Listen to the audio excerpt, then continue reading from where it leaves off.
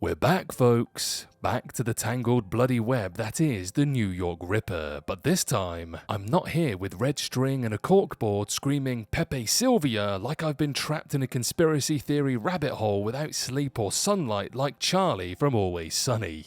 No, today, I'm taking a slightly more relaxed approach. Sort of.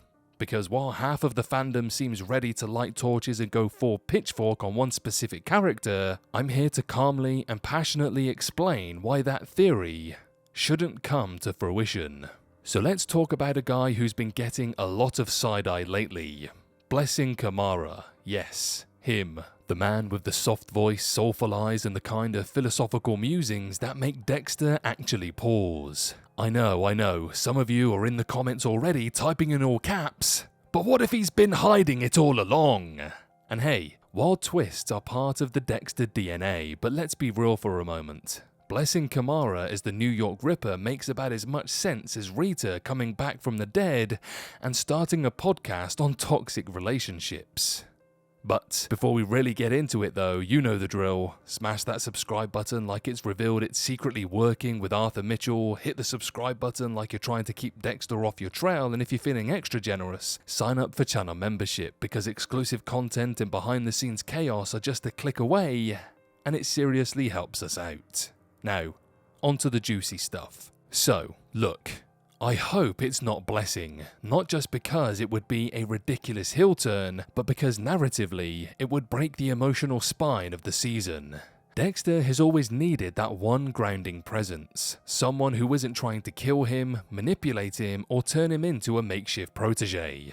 Blessing is that presence. He's giving Brother Sam vibes, the quiet moral compass, the rare human reminder that Dexter isn't completely lost in the void. Turning him into a throat-slashing lunatic would be like giving Lumen a chainsaw in Season 5 and saying, plot twist, she's been worse than Trinity this whole time.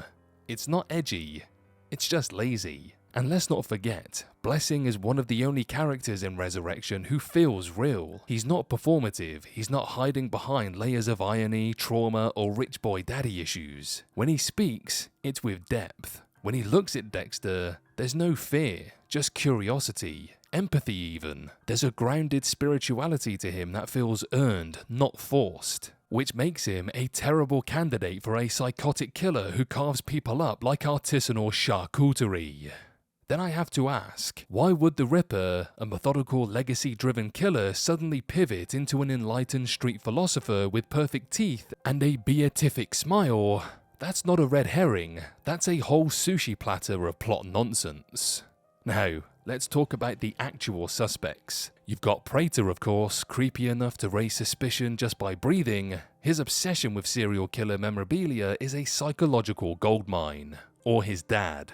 Yeah, that theory slaps. It gives Prater depth, explains his disturbing interests, and opens the door to generational trauma, which Dexter loves to roll around in like a feline with catnip. Imagine a father-son killer duo. It's so dark, it's almost poetic. Add Melvin into the mix, the low-key detective who's just suspicious enough without actually doing anything, and suddenly you've got a web of intrigue that doesn't need Blessing to tie it together. Plus, my last video about Jonah Mitchell possibly being the New York Ripper still has me tapping my chin in intrigue.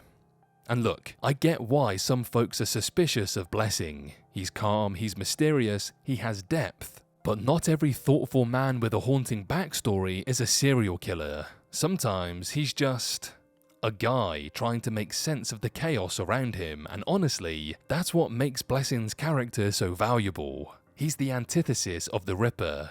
He's what Dexter could be if he didn't have a dark passenger. He represents choice, redemption, a possible future. Also, having Blessing be the Ripper and just so happen to be the first person Dexter connects with when he arrives in New York is a bit too much of a coincidence. In a city of 8.5 million people, Dexter finds the worst one straight away? What a stroke of luck.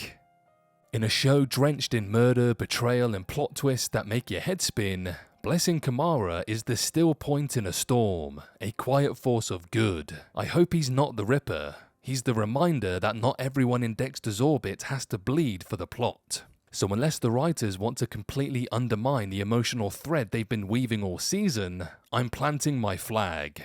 blessing stays clean. And if I'm wrong, well, I'll shave my eyebrows live on stream.